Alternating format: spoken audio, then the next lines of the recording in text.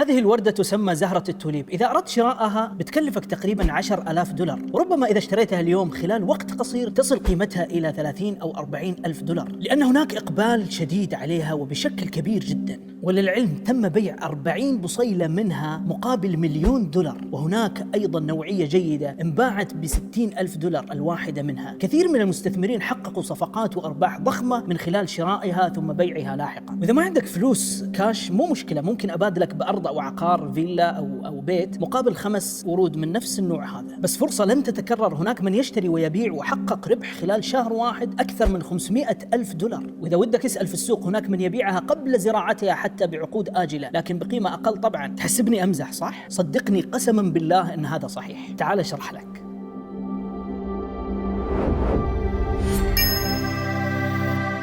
أنا المقداد السلمي وأشكرك على بقائك. في القرن السادس عشر تعرفت أوروبا على زهرة التوليب من الدولة العثمانية من تركيا، وهناك متحف في هولندا أمستردام قمت بزيارته يروي قصة اسمها جنون التوليب. جنون التوليب هذه في عام 1623 نوبة حماسية مجنونة انتشرت في أوروبا لشراء بصيلات ورد التوليب. أقبل الناس بكثرة على شرائها، مما زاد من سعرها وأدى إلى ارتفاعه بصورة جنونية، حتى أصبح ورد التوليب أغلى من الذهب بكثير جدا ويباع بالوزن. ودخلت هذه الوردة السوق المالي، فأصبحوا يتداولونها كالأسهم ويدخلون أموالهم وممتلكاتهم للمضاربة عليها. كانت قيمة الوردة الواحدة من التوليب تعادل راتب شخص متوسط لمدة 10 سنوات، تخيل معي. وفجأة وبعد أكثر من 10 سنوات أخذ بعض المستثمرين يشعرون بالقلق من أن قيمة التوليب باتت أكثر بكثير مما ينبغي، وبدأوا ببيع ما لديهم منها، وأدى ذلك إلى انخفاض في السعر وخلق حالة من الذعر. لقد انفجرت الفقاعة،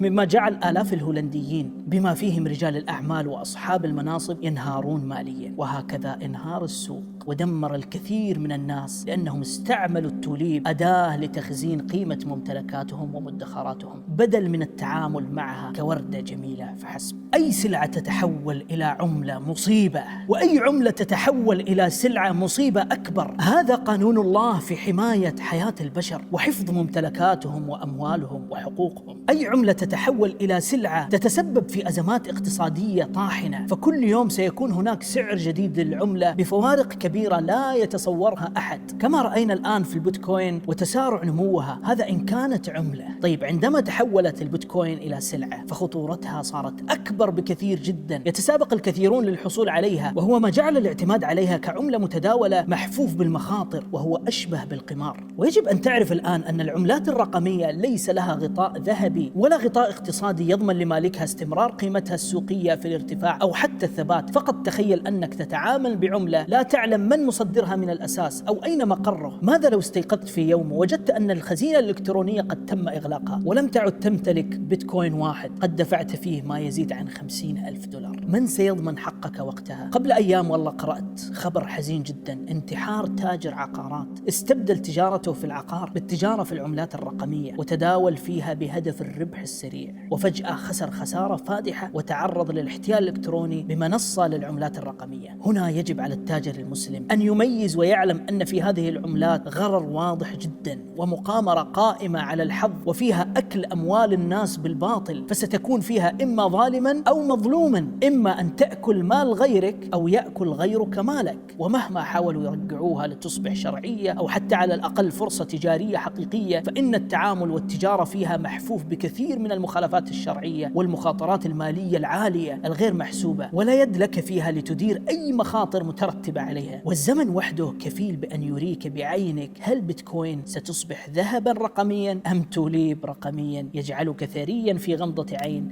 ثم تجد نفسك فقيرا في انتباهتها. رابط قصة التوليب أسفل الفيديو، رابط التأصيل الشرعي للبيتكوين والعملات الرقمية أيضا أسفل الفيديو. اشترك معنا الآن وشارك هذه الحلقة مع من تحب له الخير. ألقاكم على خير.